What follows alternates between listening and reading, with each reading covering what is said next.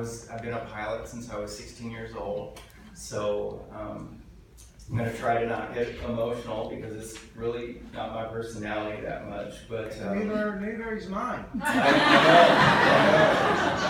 know. I'm currently on medical leave from United Airlines, but I think in the near future I'll be back in the cockpit. It was almost this time 2 years ago that I first started feeling sick.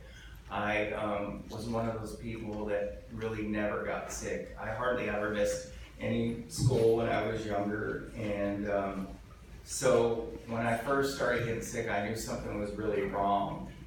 And I eventually went to one of the local ERs up where I live in Plano, and I'll never forget the doctor that was working that day in the emergency room. His name was Dr. Sad. Really, his name was Dr. Sad. And,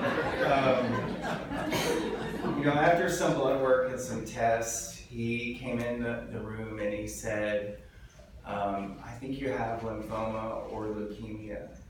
And as many as you know, that's pretty tough to hear. My only response to him was, what do we need to do to beat this?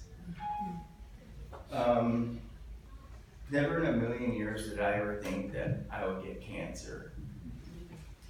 After a few days later, I was officially diagnosed with acute myeloid leukemia, and we decided to transfer here to Baylor. And immediately, we believed it was the right decision. I never felt like a number. I really felt like a family, and you can see it in Dr.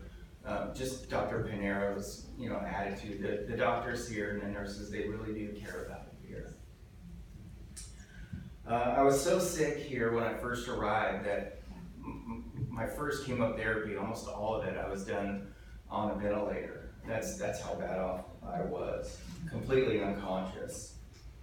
Later, I was told that my AML was extremely high risk and that my only chance of survival was a stem cell transplant. I have a brother, and unfortunately, he was not a good match for me, but Dr. Agura and the transplant team here felt confident that they were going to be able to find me a match on the National Bone Marrow Registry. I remember the day so clearly when I got a call from Valerie, who's Dr. Agura's transplant coordinator here, saying that they had found a complete match for me on the National Bone Marrow Registry. I had a lot of emotions when I heard those words. The first one was just relief. I was just happy that they found somebody. But then I experienced hope, because as you know, hope is a good emotion when you don't know if you're going to have a future, and I felt like I had a chance at a future. All I knew about my donor was that she was from the United States and that she was 22 years old, and she was a female. And I just wanted to know how she signed up to be on the registry and why, especially at such a young age. I was amazed that a complete stranger not only would devote the time to do this, but that she was more of a match for me than my own brother, and then just the whole process. And one day I was hopeful that I could be able to thank her. Today I'm doing well. It's definitely been a marathon for me. I was hospitalized several times over the course of the past 2 years. For me, it's been 20 months since my transplant, but if you ask my wife, it's been exactly 612 days.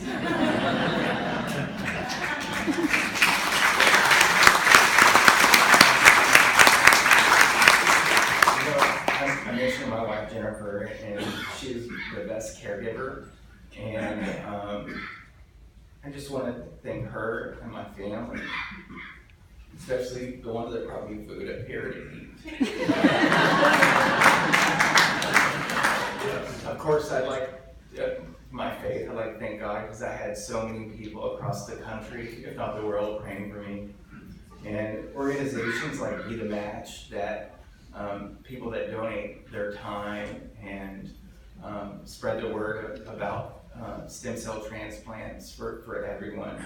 It's one thing we can all agree on. It doesn't matter, what your background is. Nobody deserves to die waiting in a hospital, waiting for a match. And we all need to spread that word. And of course, I'd like to thank my donor and her family. This experience has changed me. I feel like I'm a better person for going through this. And I hope to be flying again soon. And if you happen to fly on United Airlines, please look for me in the cockpit. Every day.